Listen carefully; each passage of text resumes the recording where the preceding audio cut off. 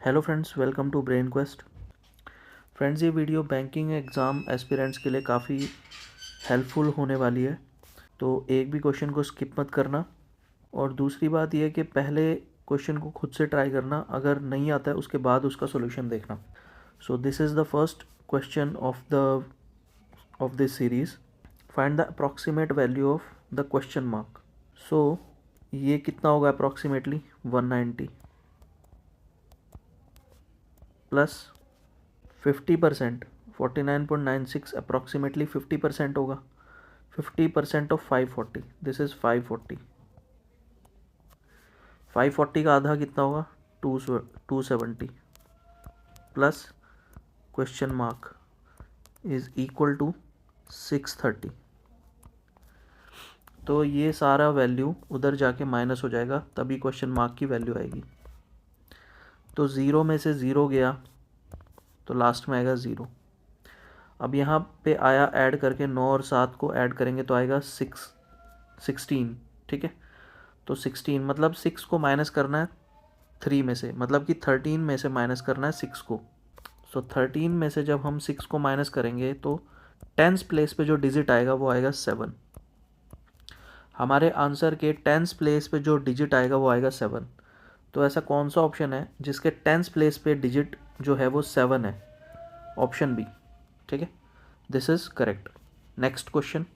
सो इसमें भी हमें अप्रॉक्सीमेट वैल्यू निकालनी है क्वेश्चन मार्क की। देखो 276.02 will be 276 divide by 12.03 is 12, 79.99 approximately 80, 115.01 is approximately 115 into question mark 31.99% is 32%। Percent हटाओगे तो नीचे 100 आ जाएगा, इंटू 199.98 इज़ 200 अप्रॉक्सीमेटली। ज़ीरो से ये ज़ीरो कैंसिल हो गए।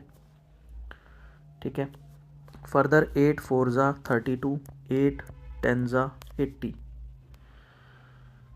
उसके बाद 2 से ये 5 पे चला जाएगा, 5 से ये 23 पे चला जाएगा,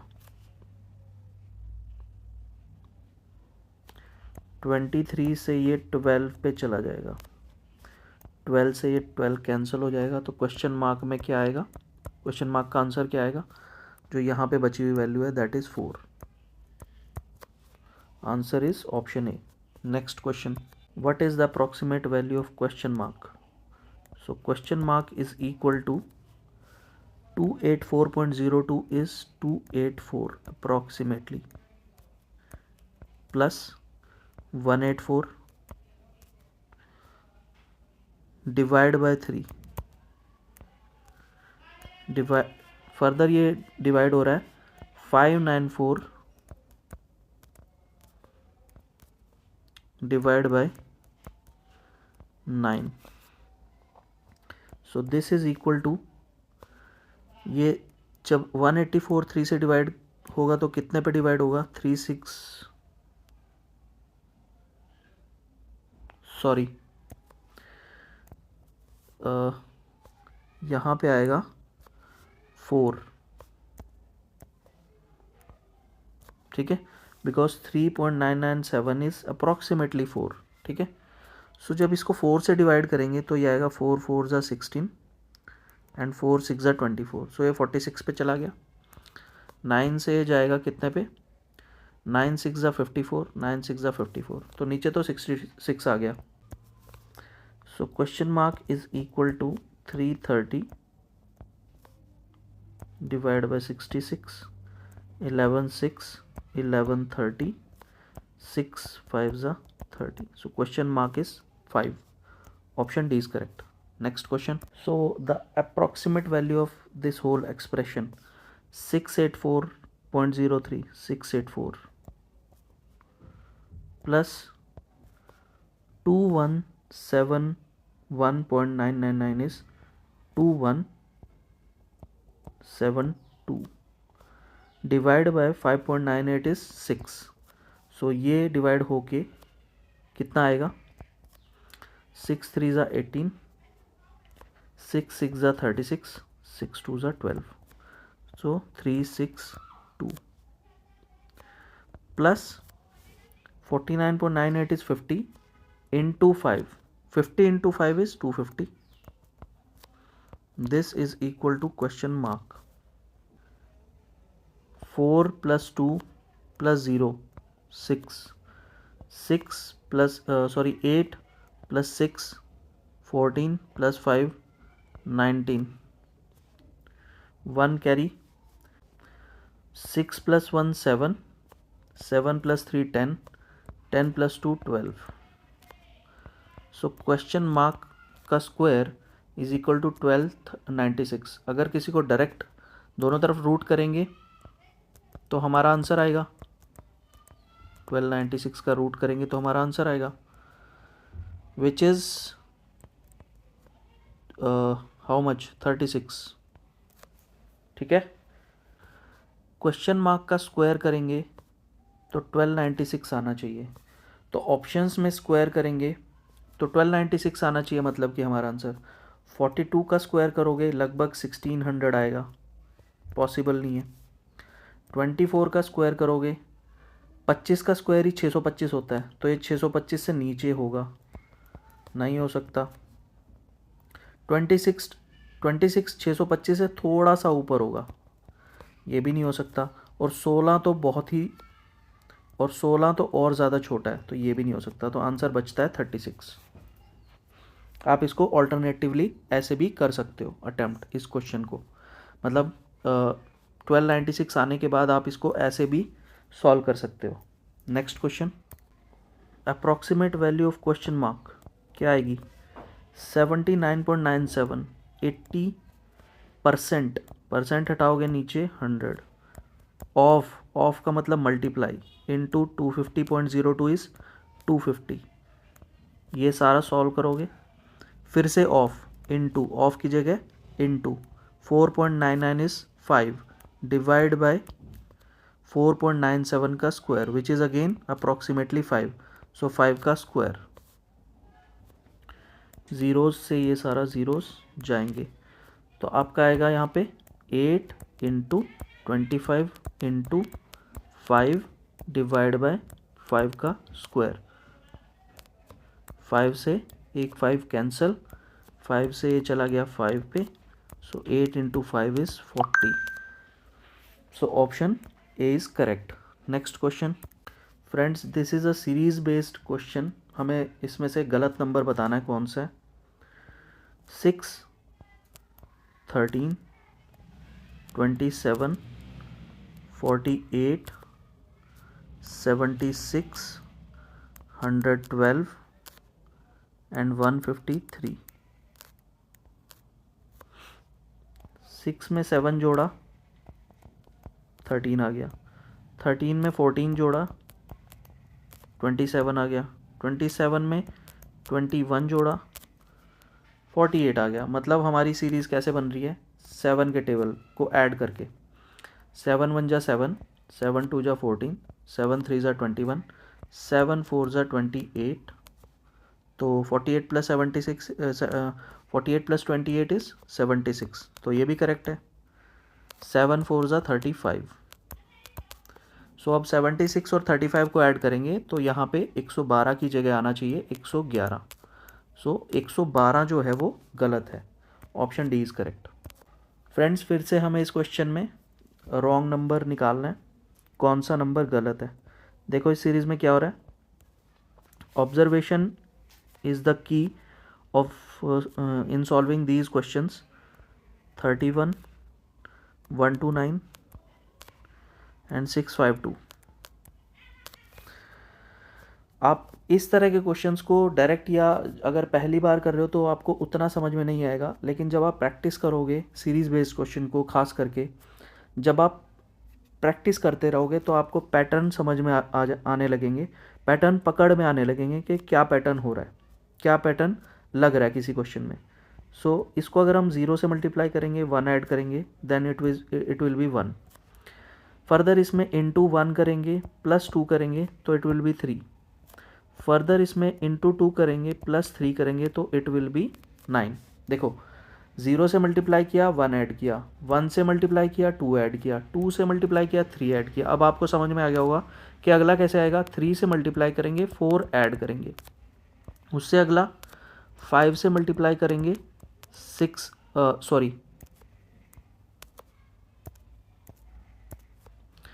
उससे अगला 4 से मल्टीप्लाई करेंगे 5 ऐड करेंगे। तो 31 into 4 is 124, 124 plus 5 is 129, that is correct.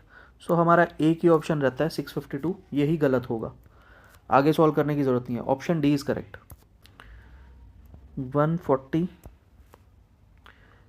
11200 280 5600 720 2800 1120।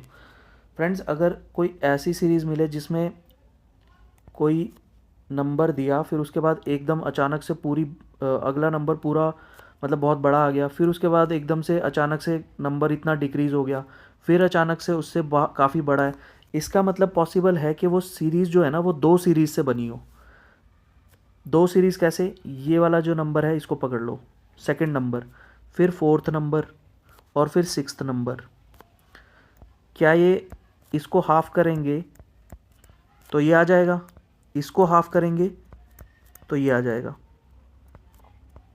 ठीक है। तो एक सीरीज़ तो हमारी ये आ गई, तो दूसरी सीरीज़ ये होगी, ठीक है। तो अगर दूसरी सीरीज़ ये होगी तो इसमें क्या हो रहा है, 140 से उसका डबल हो रहा है आगे, तो अगला इसका डबल होना चाहिए था, ठीक है, और अगला उसका डबल होना चाहिए था। तो यहाँ पे क्या आना चाहिए था, 560, क्योंकि 560 का जब आप डबल करोगे तो 1120 आएगा। तो 1120 भी ठीक है, 140 भी ठीक है, 280 भी ठीक है, लेकिन 280 का जब हम डबल करेंगे तो 560 आना चाहिए था 720 की जगह, यानी 720 जो है वो गलत है। ऑप्शन ई इज़ करेक्ट, ठीक है। नेक्स्ट क्वेश्चन देखो फ्रेंड्स, इसमें पॉइंट्स में हमें नंबर्स दिए हुए हैं, सारे के सारे 3 डिजिट नंबर हैं, तो पॉइंट को आप हटा भी सकते हो, ठीक है। जो भी आंसर आएगा बाद में उसमें वापस पॉइंट लगा देना, तो भी आपका आंसर में कोई चेंज नहीं आएगा, आंसर बिल्कुल ठीक निकलेगा। तो आप थोड़ी देर के लिए मान लो कि ये पॉइंट्स नहीं हैं, ना ऑप्शंस में ना ही आपके जो क्वेश्चन है उसमें, जो सीरीज़ दी हुई है उसमें भी पॉइंट नहीं है। तो सपोज़ 172 से स्टार्ट किया, 316, 456, 592, 728, 852, मैंने पॉइंट हटा दिए सबके, 976। आप ऑप्शंस में से भी पॉइंट हटा दो, ठीक है। हमें तो सिर्फ रॉन्ग नंबर बताना है कौन सा है, तो पॉइंट हटा के भी जो नंबर आएगा ना हमारा, वो भी वो करेक्ट ही होगा हमारे लिए, ठीक है। सो 172 में हम कितना ऐड करेंगे कि 316 आए, इट विल बी 144 ऐड करेंगे। 316 में कितना करेंगे, 140 ऐड करेंगे। 140 के बाद इसमें कितना ऐड करेंगे, इसमें हम करेंगे 136 ऐड। तो क्या हो रहा है, क्या पैटर्न बन रहा है, पहले 144 ऐड हुआ, फिर 140 ऐड हुआ, फिर 136 ऐड हुआ, तो 4 का डिफरेंस, 4 का गैप पड़ता जा रहा है। अगला कितना होगा, 132 ऐड होगा। तो अब देखो 132 ऐड जब हम करेंगे 592 में, यहीं से पता लग रहा है आंसर क्या होगा। जब हम 132 592 में ऐड करेंगे तो यूनिट डिजिट 2 और 2 मिल करके यूनिट डिजिट 4 आना चाहिए था, आ रहा है 8। इसका मतलब हमारा जो 728 नंबर है वो गलत है सीरीज़ में, यानी कि 7.28 जो है वो गलत है। ऑप्शन सी इज़ करेक्ट, ठीक है। नेक्स्ट क्वेश्चन, अगेन ये सीरीज़ का क्वेश्चन है। 9, 17, 33, 65, 89, 129, 177। देखो यहाँ पे गैप कितने का है, 8 का, प्लस 8 प्लस 16 देन प्लस 30 32। अब देखो यहाँ पे क्या हुआ, प्लस ये कितना हो गया 24, 24, ठीक है ना, 24, उसके बाद यहाँ पे ऐड कितना हुआ 40, और यहाँ पे ऐड हुआ 48। सो 8 का टेबल ऐड हो रहा है, 8 6 जा 48, 8 5 जा 40, 8 1 जा 8, 8 2 जा 16। तो यहाँ पे कितना आना चाहिए था, 8 3 जा 24 नहीं ऐड होना चाहिए था, यहाँ पे 24 ऐड होना चाहिए था, तो कितना आता 57, ठीक है। 24 यहाँ पे ऐड होना चाहिए था तो 57 आता 65 की जगह, और 57 8 3 जा 24 ऐड होके 57 आता। उसके बाद इस 57 में कितना आता, कितना ऐड होता, 8 4 जा 32, तो 32 इसमें ऐड हो गए 89 बन जाता, तो 89 करेक्ट है, 65 की जगह 57 आना चाहिए, ठीक है। So option A is correct. Next question, question mark percent, percent हटाओगे 100, 639.98 is approximately 640 plus 40.03%, 40.03 is 40, percent हटाओगे नीचे 100 into 279.99 which is 280 approximately, and 19.99 is 20, 20 का स्क्वायर इज 400। यहाँ से ये कैंसिल हो गया, यहाँ से दो ज़ीरोज़ से ये ये ज़ीरोज़ भी कैंसिल हो गए। 4 into 28, 4 into 28 is how much 112, ठीक है। तो ये यहाँ पे प्लस में है, ये 112 जो है ये प्लस में है, उधर जाके ये माइनस में हो जाएगा। तो 400 में से 112 गए, कितने बचे 288, 288 बच गए। तो क्वेश्चन मार्क कितना आएगा, 64/10 है, उधर जाके 288 इंटू 10/64, 2 5 जा 232, सो इट विल बी 16 2 जा 32, 16 1 जा 16 एंड 16 8 जा 128, ठीक है। 2 9 जा 18, 9 into 5 is 45. So question mark is 45, option D. Next question, what is the approximate value of question mark in this question? Question mark is equal to 210.11 is approximately 210 multiply by 30 because 29.9 is approximately 30 divide by 69.89 is approximately 70. So 0 से 0 cancel, 7 से 7 3 जा 21, 3 into 30 is 90. Option C is correct. Next question, approximate value of question mark. अब ये root में भी है, ठीक है, तो ये भी थोड़ा ध्यान रखना है। Root 821.01 is approximately 821 minus root 1368.97 is approximately 1369। अब ये रूट में भी है, अंदर रूट के अंदर है ये। सो 1369 का रूट कितना होता है, इट इज़ 37, ठीक है।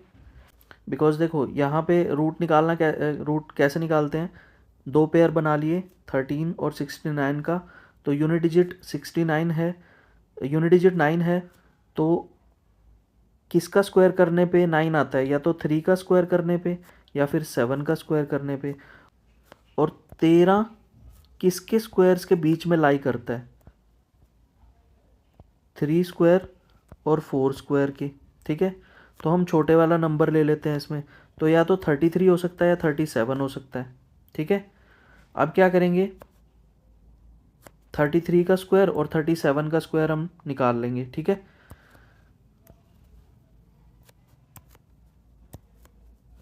थर्टी थ्री का स्क्वायर कैसे निकलेगा, ये 25 से 50 से कितना कम है? 17।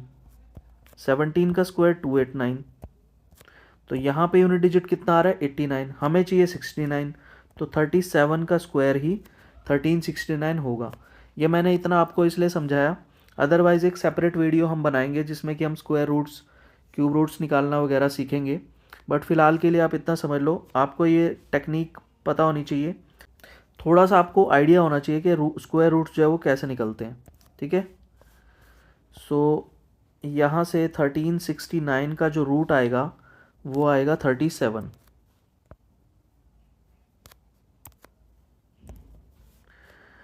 फर्दर यहाँ पे क्या है आपका? Under root question mark plus 575.98 is 576। सो इसका रूट कितना होगा? 24। सो यहाँ से आपका कितना आएगा? 821 माइनस 37, 4 8 7, 784 का root, under root question mark plus 24। 784 का रूट कितना होता है? 28। ठीक है। 28, 24 उधर जाके माइनस हो जाएगा, तो 28 minus 24 is equal to square root of question mark. दोनों तरफ स्क्वायर कर देंगे तो आपका क्वेश्चन मार्क आ जाएगा। 28 माइनस 24 इज 4 एंड 4 का स्क्वायर इज क्वेश्चन मार्क, तो 4 का square is question mark. 16, option D. Next question. So approximate value of question mark is 2140.34 is approximately 2140 into 9.80 is into 10 divide by 17.2 is 17 into 6.99 is 7 minus 143 is approximately 144। इसका root कितना होता है? 12। सो यहाँ से कितना आएगा? 2140 इंटू 10 डिवाइड बाय 17 इंटू 7 कितना होता है? 119। 119 माइनस 12, 119 माइनस 12 इज 107। 107 से कितने पे जाएगा? 2 पे चला जाएगा, 20 पे चला जाएगा। ठीक है, एक ज़ीरो भी है ना लास्ट में, तो 20 इंटू 107 इज़ 2140। सो ऊपर आया 20 into 10, 20 into 10 is 200। So question mark is 200. Option B is correct. Next question. Again, this is a approximation question. 17.93 का स्क्वायर means 18 का स्क्वायर प्लस 37.09 का स्क्वायर दैट मीन्स 37 का स्क्वायर अप्रॉक्सीमेटली 4/17 ऑफ की जगह multiply 323.12 is 323 minus 251.20, तो 251.20 is 251 minus 35 is equal to question mark का cube. 18 का square is 324 plus 37 का स्क्वायर हमने अभी पिछले क्वेश्चन में किया है, सीखा है कि 37 का स्क्वायर कितना होता है? 1369 माइनस 17 से कितने पे जाएगा? 17 1 जा 17 एंड 153, 17 9 जा, so 4 into 19 is 76। Okay, minus 251 minus 35 is equal to question mark का क्यूब। ओके, अब ज़्यादा कैलकुलेट करने की बजाय हम इसमें थोड़ा सा टेक्निक यूज़ करेंगे। ठीक है, और आंसर ऑप्शंस को भी हम इंक्लूड करेंगे। देखो, प्लस वाले टर्म्स कौन कौन से हैं? ये पहले दो। माइनस वाले टर्म्स हैं ये लास्ट के 3। 9 + 4 इज़ 13, यूनिट डिजिट निकाल रहे हैं हम सबसे पहले। माइनस 6 + 1 इज़ 7, 7 + 5 इज़ 12, तो यूनिट डिजिट कितनी आएगी? 1। अब देखो कि आंसर्स में हमारे पास 8 है, 11 है, 5 है, 14 है और 1 है। तो हमारा जो क्वेश्चन मार्क है वो उसका क्यूब ऐसा होना चाहिए कि आंसर में यूनिट डिजिट 1 आए। क्वेश्चन मार्क क्या है हमारा? क्वेश्चन मार्क जो निकालना है वही आंसर है। तो आंसर का क्यूब करने पे हमारा यूनिट डिजिट 1 आना चाहिए। आंसर का क्यूब करने पे हमारा यूनिट डिजिट 1 आना चाहिए। तो या तो हमारा ऑप्शन बी हो सकता है या फिर हमारा ऑप्शन डी हो सकता है। अब 11 और 1 में से तो हम इजीली बता सकते हैं कि 1 नहीं हो सकता। 8, 5 और 14 तो चले गए बिकॉज हमारा आंसर में यूनिट डिजिट में 1 आना चाहिए, ठीक है। तो या तो 11 हो सकता है या फिर 1 हो सकता है। अब 1 भी नहीं हो सकता, ओनली 11 ही होगा। 1 इसलिए नहीं हो सकता क्योंकि आंसर बहुत बड़ा आएगा ना यार, आंसर तो बहुत ही बड़ा आएगा। ये 1300 है, ये 300 है, 1600 तो यही हो गया। यहाँ से आप इस छोटे से नंबर को माइनस भी करोगे तब भी काफ़ी बड़ा नंबर आएगा। तो 11 का क्यूब आएगा, ठीक है, ना कि 1 का क्यूब। 1 का क्यूब तो 1 ही होगा ना, तो 11 का क्यूब आएगा। So option B is correct, ठीक है।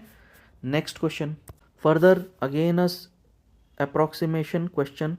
144 is 144, 144.04 is 144, divided by 7.97 is 8, into 17.99 is 18 approximately, divide by 3.04 is 3, minus 9 का स्क्वायर हमें पता है 81 होता है, is equal to under root of question mark. तो जो भी यहाँ पे आएगा उसका हम स्क्वायर कर देंगे तो क्वेश्चन मार्क आ जाएगा। अब इसको काटा पीटी करो। 3 4 ज़ा 12, 3 8 ज़ा 24, 8 6 ज़ा 48, 6 8 ज़ा 48, 108 minus 81 is equal to under root of question mark. So this is equal to how much? 727, ठीक है। So under root question mark is 27. So what is question mark? 27 का स्क्वायर। आपको 30 तक तो स्क्वायर वैसे भी याद होने चाहिए ना, तो 27 का स्क्वायर कितना होगा? It will B 729। Option D is correct. Next question, question mark multiply by 24.99 is approximately 25, 243.02 is approximately 243, plus 647.023 is approximately 647। इन दोनों को ऐड, ऑफ का मतलब multiply, 44.97 is 45। So question mark is equal to, ये कितना हो जाएगा? 890 इंटू 45 डिवाइड बाय 25।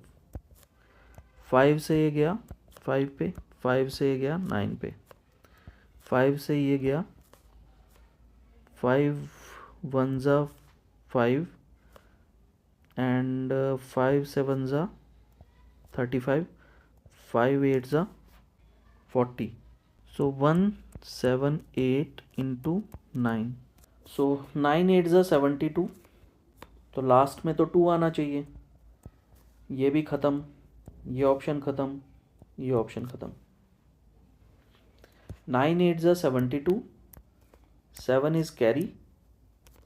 अब टेंस डिजिट देखो, 9 7 ज़ा 63, 63 plus 7 is 70। So 0 tens place पे 0 आएगा और 7 कैरी आ जाएगा। बस इससे आगे हमें करने की ज़रूरत नहीं है। यूनिट डिजिट 2 होना चाहिए, टेंस डिजिट 0 होना चाहिए। Option B is correct. Next question, question mark का स्क्वायर प्लस 60%, 60% हटाओगे 100 of multiply 239.99 is 240 is equal to 55% हटाओगे 100 ऑफ यानी multiply 320.02 is 320 plus 4, because 3.98 is approximately 4। Zeros cancel करो यहाँ पे, और ये होगा 511, 520, 20 से ये जाएगा 16 पे। सो इट इज़ 176 प्लस 4, और यहाँ पे 6 इंटू 24 मतलब 144, क्वेश्चन मार्क का स्क्वायर प्लस 144, ये कितना आ गया 180। यहाँ पे है 144 ऐड हो रहा है, तो उधर जाके ये माइनस होगा इसमें से 180 में से। सो 180 में से 144 माइनस किया, कितना आया 36। और क्योंकि क्वेश्चन मार्क का स्क्वायर है तो क्वेश्चन मार्क कैसे आएगा, 36 का रूट करने पे। 36 का रूट कितना होता है 6। So answer is option B. Next question, two trains A and B running at a speed of 36 and s kilometre पर hour respectively in opposite direction. Opposite direction में मतलब स्पीड जो है वो ऐड हो जाएंगे। रिलेटिव स्पीड कितनी बनेगी, दोनों को ऐड करके। If the sum of the length of train A and B 600 metres and they cross each other in 20 second then find S. देखो दोनों ट्रेन्स लेंथ जो कवर करेंगी अपोजिट डायरेक्शन में चलते हुए, वो होगा दोनों की लेंथ्स का सम। तो इतने मीटर कवर करेंगी किस स्पीड से, रिलेटिव स्पीड कितनी बनेगी, दोनों स्पीड्स को ऐड करके, यानी 36 प्लस एस। और क्योंकि किलोमीटर पर आवर में है, हमें जो बाकी जो टर्म्स हैं वो मीटर और सेकंड में दी हुई है, तो इसको हमें मीटर पर सेकंड में कन्वर्ट करना पड़ेगा। सो it will B 36 plus S into 5/18। तो ये डिस्टेंस कवर करने के लिए इस स्पीड से उसको 20 सेकेंड्स लग रहे हैं, जो कि हमें क्वेश्चन में दिया हुआ है। सो 20 से जाएगा 30 पे। सो यहाँ से 36 plus S into 5/18 is equal to 30। 5 से चला गया 6 पे, अब 18 यहाँ पे है डिवाइड में, उधर जाके मल्टीप्लाई हो जाएगा। तो 6 इंटू 18 कितना आएगा 108। तो s की वैल्यू निकालनी है, 108 में से आप 36 माइनस कर दो, that means 72 will be our answer. Option A is correct. Next question, Mohit और भोलू। मोहित ने ₹P इन्वेस्ट किए, 4 महीने बाद भोलू आया 2P इन्वेस्टमेंट के साथ, तो इसने किए 2P, और मोहित ने इनिशियली किए 4 महीने के लिए P, यानी 4 महीने के लिए P इन्वेस्टेड रहा उसका अमाउंट। फिर मोहित ने इंक्रीज़ कर दिया उसका इनिशियल इन्वेस्टमेंट बाय 100%। 100% इंक्रीज़ करने का मतलब है, अगर पहले P था तो बाद में कितना कर दिया उसने 2P। तो पहले 4 महीने उसने किया P अमाउंट इन्वेस्ट, बाकी के 8 महीने उसने 2P कर दिया। इसने ये जो भोलू है ये आया था 4 महीने बाद, यानी इसका इन्वेस्टमेंट रहा 8 महीने के लिए। अगर हम साल की बात करें, अगर हम मोहित की बात करें तो साल भर में उसका P इन्वेस्टमेंट रहा 4 महीने के लिए, 2P रहा 8 महीने के लिए। भोलू आया 4 महीने बाद, तो उसका जो इन्वेस्टमेंट रहा वो रहा 8 महीने के लिए 2P। इसी रेशो में उनका प्रॉफिट डिवाइड हो जाएगा। अगर उनका टोटल प्रॉफिट 13950 है तो बताओ मोहित का प्रॉफिट कितना है। तो इसी रेशो में उनका प्रॉफिट डिवाइड होगा। तो यहाँ से 4P plus 16P, 4P plus 16P ratio 16P। सो यहाँ से 20P रेशो 16P, P से P कैंसिल, रेशो कितनी बनेगी 5/4। तो मोहित का शेयर होगा 5 और भोलू का शेयर होगा 4। अगर टोटल 9 यूनिट्स हैं, तो 9 यूनिट्स हैं तो मोहित का शेयर कितना होगा 5। लेकिन टोटल कितना प्रॉफिट है 13950, ये निकाल दो, this will be our answer. 9 1 ज़ा 9, देन इट विल बी 49, 9 5 ज़ा 45, 9 5 ज़ा 45, 0, दिस इज 0। सो ये आएगा आपका 7750। Answer is option B. Next question, man invested 50% more amount in scheme B than in scheme A. Both scheme offer compound interest annually. If scheme A and B offer interest rate of 20 and 10% respectively, man get a total interest of 1208 after 2 years from both the schemes. Then find the total amount invested by man in both the schemes. Okay, so एक scheme A है, एक scheme B है, ठीक है। तो सबसे पहले तो जो स्कीम है ए है ना, वो 20% इंटरेस्ट पे कर रही है। मतलब कि 20% कितना होता है, 1/5। तो यानी कि 5 रुपये पे वो 6 रुपये दे रही है 1 साल के लिए। और क्योंकि कंपाउंड इंटरेस्ट है तो स्क्वायर कर देंगे, स्क्वायर करेंगे तभी हमारा कंपाउंड इंटरेस्ट में हमेशा हम स्क्वायर करते हैं, तभी हमारा जो है प्रिंसिपल पे हमारी अमाउंट आती है कि कितनी मिल रही है हमें। और जो बी स्कीम है उसमें 10% का ब्याज है, मतलब हमें 10 रुपये पे 11 रुपये मिल रहे हैं 1 साल के लिए। 2 साल का निकाल दो, ठीक है। फर्दर ए बी, यानी कि हमें ए स्कीम में 25 रुपये के 36 रुपये मिल रहे हैं और बी स्कीम में 100 रुपये के 121 रुपये मिल रहे हैं। तो सबसे पहले तो हमें प्रिंसिपल सेम करना पड़ेगा, क्योंकि यहाँ है प्रिंसिपल 25, यहाँ है 100 रुपये। तो हम अपने कन्वीनियंस के हिसाब से सबसे पहले तो प्रिंसिपल को सेम करेंगे, यानी कि यहाँ पे हम 4 से मल्टीप्लाई करेंगे। सो अगर हमें स्कीम्स का कंपैरिजन करना है तो डेफिनेटली हमें दोनों के प्रिंसिपल को बराबर करना पड़ेगा। सो 25 इंटू 4 इज़ 100, 36 इंटू 4 इज़ 144। यहाँ पे 100 रुपये का मिल रहा है 121 रुपये, ठीक है। अब हमारा कंपैरिजन बिल्कुल सही तरीके से होगा, ठीक है। तो स्कीम ए में हमें मिल रहा है 100 रुपये पे 144 रुपये, स्कीम बी में हमें मिल रहे हैं 100 रुपये पे 121 रुपये। बट आगे वो क्वेश्चन में क्या बोल रहा है, क्वेश्चन में वो हमें बोल रहा है कि स्कीम बी में उसने 1.5 गुना ज़्यादा पैसा लगाया।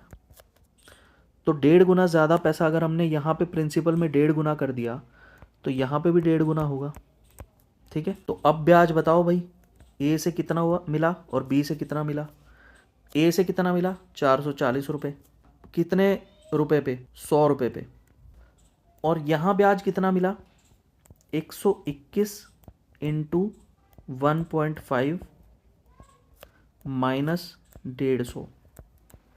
100 को जब आप 1.5 से मल्टीप्लाई करोगे तो 150 आएगा। ये आपकी अमाउंट थी, ये आपका प्रिंसिपल था। तो ब्याज कितना हो गया 121 इंटू 1.5 माइनस 150, ये है, इतना ब्याज है। लेकिन अगर हम इसे 100 रुपये पे निकालेंगे तो कितना ब्याज आएगा ये, ठीक है। और ये ऐड हो करके ये दोनों, ये ब्याज मिल रहा है प्लस ये ब्याज मिल रहा है, ये दोनों ब्याज मिल करके, ये 100 रुपये पे है ब्याज, ठीक है। ये दोनों ब्याज मिल करके कितना आ रहा है हमारा 1208। So it will be 44/100 plus 121 into 1, इसको 15 लिख देंगे, minus 1500 divide by 1000, that is equal to 1208, ठीक है। 44/100, this is 15, 31, 1815 minus 1500 by 1000 is equal to 1208। 44/100 plus 315 by 1000 is equal to 1208। ये आगे कितना आएगा 440 प्लस 315 डिवाइड बाय 1000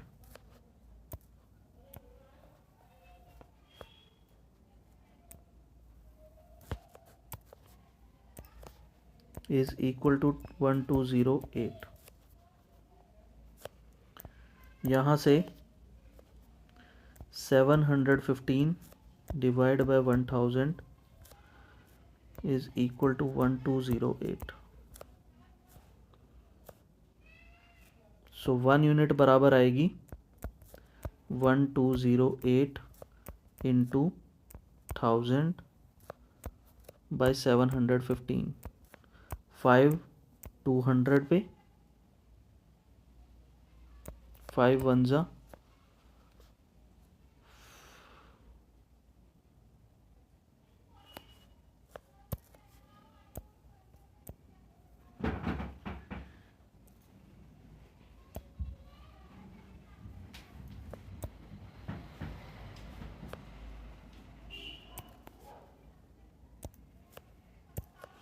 सॉरी यहाँ पे 755 आएगा,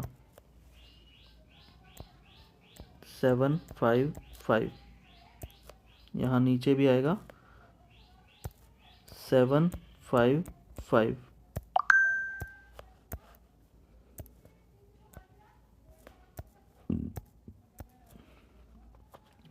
यहाँ नीचे आएगा 755।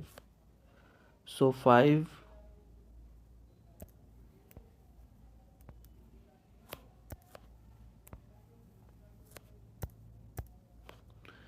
5 से 200 पे चला गया, 5 1 ज़ा 5, 5 5 ज़ा 25, 5 1 ज़ा 151 से ये चला जाएगा 8 पे।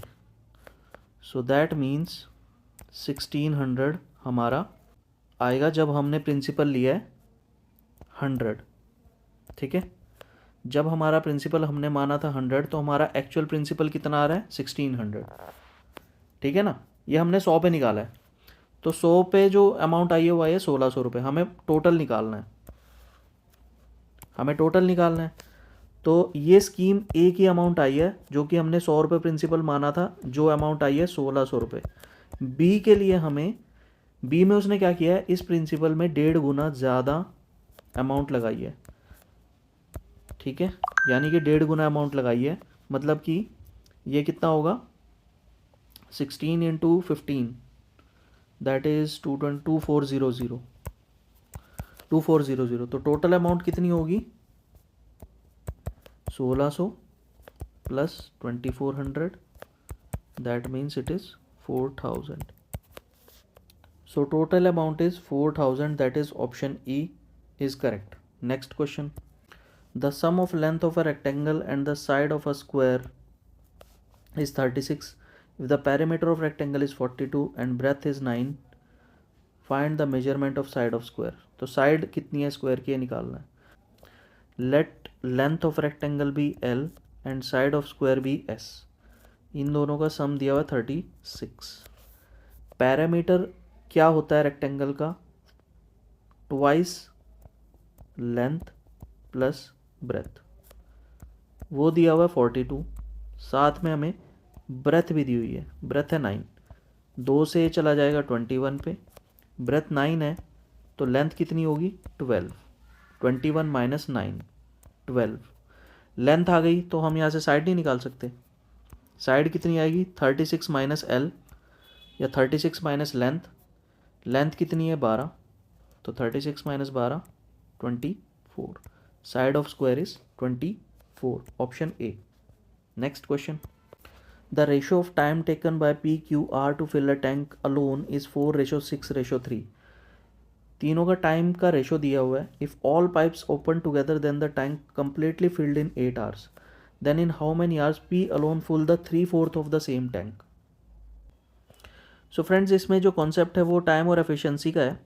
Basically time is inversely proportional to efficiency, मतलब अगर पाइप को ज़्यादा टाइम लग रहा है तो उसकी एफिशिएंसी कम है, अगर वो देर में भर रहा है तो पाइप की एफिशिएंसी कम है, अगर वो जल्दी भर रहा है यानी कि उसको टाइम अगर कम लग रहा है तो उसकी एफिशिएंसी ज़्यादा है।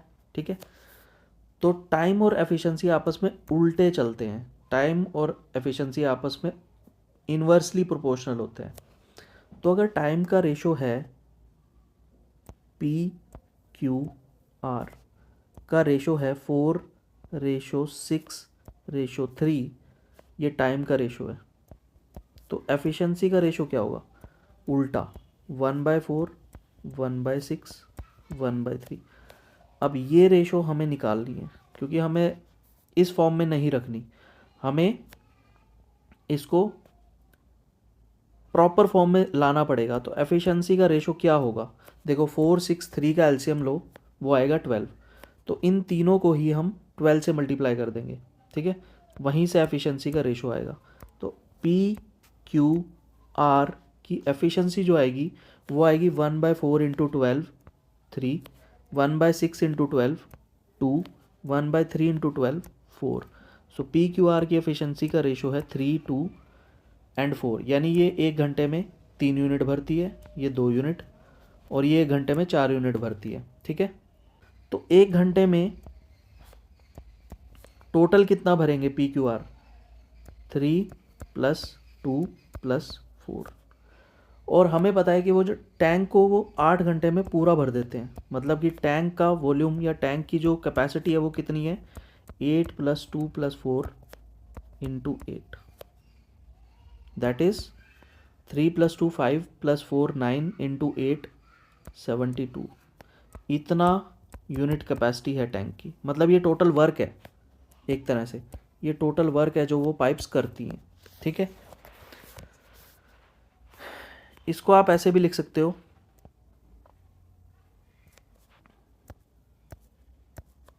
कि जो टोटल वर्क है वो कितना है, 9 × 8। सिंपली 72 लिखने की ज़रूरत नहीं है, हमारे लिए आसान हो जाएगा क्वेश्चन करने के लिए। अब वो बोल रहा है कि टैंक का 3/4 पाइप पी भरेगा। तो अब क्वेश्चन में क्या बोल रहा है, वर्क जो टोटल करना है वो है 9 × 8 यूनिट्स।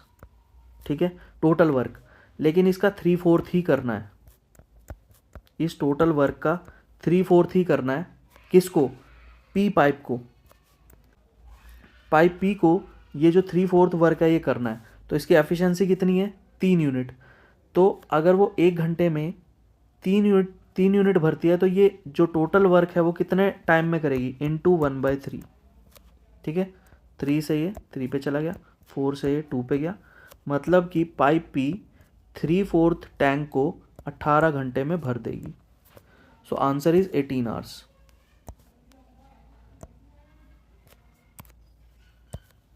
Option E. ठीक है।